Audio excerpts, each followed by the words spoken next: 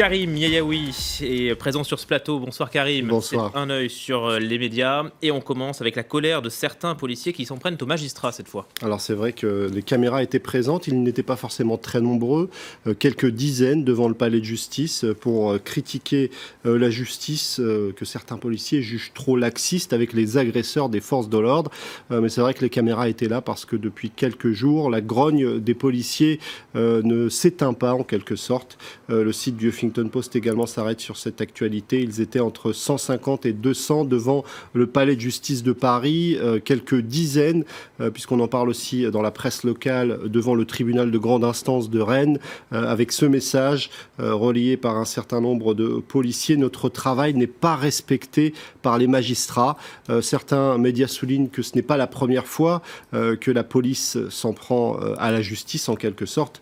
En 1983, les policiers dénonçaient déjà le laxisme judiciaire de la gauche, parce qu'évidemment tout ça est aussi éminemment politique. La droite ces derniers temps frappe sur cette question-là, critiquant le laxisme du gouvernement. Alors du côté des magistrats, on a voulu répondre, notamment sur les ondes de la radio Europe 1, où il y avait une magistrate qui s'exprimait, Caroline Barret, qui explique que la justice n'a jamais été aussi répressive. On a atteint un sommet d'incarcération en juillet 2016.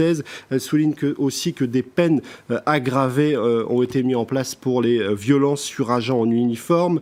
Elle souligne aussi qu'en manifestant devant les tribunaux, les policiers se trompent de cible. Ce n'est pas les magistrats qui peuvent décider de nouveaux moyens ou changer la loi. Ils ne sont là que pour l'appliquer. Alors je vous le disais, évidemment, c'est aussi profondément politique. Beaucoup de réactions sur les réseaux sociaux. Yannick Jadot, par exemple, du côté d'Europe Écologie Les Verts, qui souligne que les difficultés réelles de la police ne peuvent pas justifier la remise en cause de l'état de droit et la pression sur la justice. Il y a aussi ceux qui en profitent pour faire campagne.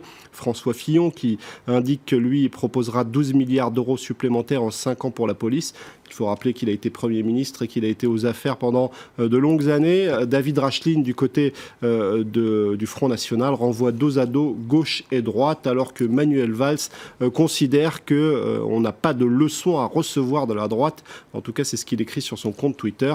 Évidemment, le sujet va continuer d'être commenté dans les prochains jours. François Hollande bat encore des records d'impopularité. Alors il y a ce sondage particulièrement douloureux pour le président. Seuls 4% des Français sont satisfaits de l'action de François Hollande. Une enquête du Cevipof publiée sur le site du Monde. Alors évidemment ça suscite beaucoup de réactions parfois ironiques de la part de ceux qui n'apprécient pas forcément François Hollande. On pourrait s'arrêter sur ce tweet de Sputnik qui est un journal russe qui ironise. Qu'y a-t-il en commun entre François Hollande et un yaourt allégé, peut-être sympa, ça. 4%, c'est pas très sympa. Madame Michu, qui est un tweeto plutôt de droite et qui est très actif sur les réseaux sociaux. Hollande a 4% de satisfaits avec cette marge d'erreur du sondage de 3%. Autre message très ironique de peu importe qui écrit sur son compte Twitter: ma fille va bientôt aborder les chiffres négatifs à l'école. Merci François Hollande, encore un effort. Et elle aura un exemple concret. Et puis il y a ceux pas très sympas qui rappellent à François Hollande ses déclarations. Ça, c'était une déclaration de 2012.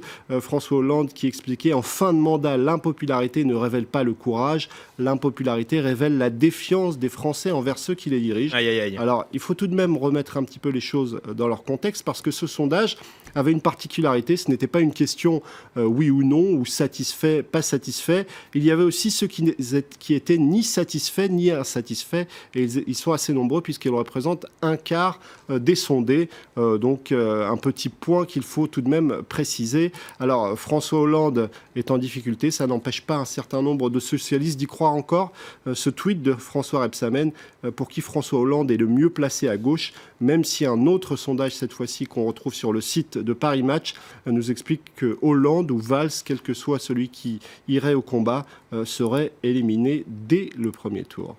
Et lui, il prépare l'après, ce n'est pas François Hollande, mais Barack Obama. Alors, on parle pas mal de Barack Obama ces derniers temps. Vous avez peut-être vu ces images d'un Barack Obama face à Stephen Colbert en train de refaire son CV, parce qu'évidemment, il faut penser à l'après-Maison-Blanche. Alors, du côté des médias américains, on a quelques idées relayées ici sur le site du Courrier international. Barack Obama pourrait travailler pour la Silicon Valley. Pourquoi pas, explique le New York Times, puisqu'il faut souligner qu'une bonne partie de l'argent qui a parfois alimenté la campagne de Barack Obama venait de la Silicon Valley. Alors c'est une piste à envisager. En tout cas, les nouvelles technologies, ça l'intéresse, comme le souligne un certain nombre de médias. Il a publié une tribune sur le site de CNN ou encore il est devenu rédacteur en chef pour quelques heures de ce site internet wired.com. C'est pas de souci pour lui. Vous nous parlez rapidement du bras de fer qui continue à iTélé. Alors on en parle notamment via cet édito paru sur le site de Libération, un édito de Jérôme Le Filiatre qui souligne que le combat d'iTélé, c'est celui de toute la presse et ça, il ne faut pas l'oublier.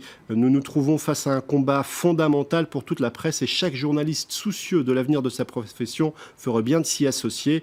Dans ces lignes, on peut comprendre que finalement, c'est deux logiques qui s'opposent, celle de Bolloré qui imagine que chaque entité du conglomérat qu'il a construit doit se mettre au service des autres dans un projet d'ensemble qui doit bénéficier à tout le monde. Et puis de l'autre côté, la logique portée par la rédaction d'iTélé, celle de l'information, de l'impartialité, de l'indépendance et de l'absence d'intérêt économique.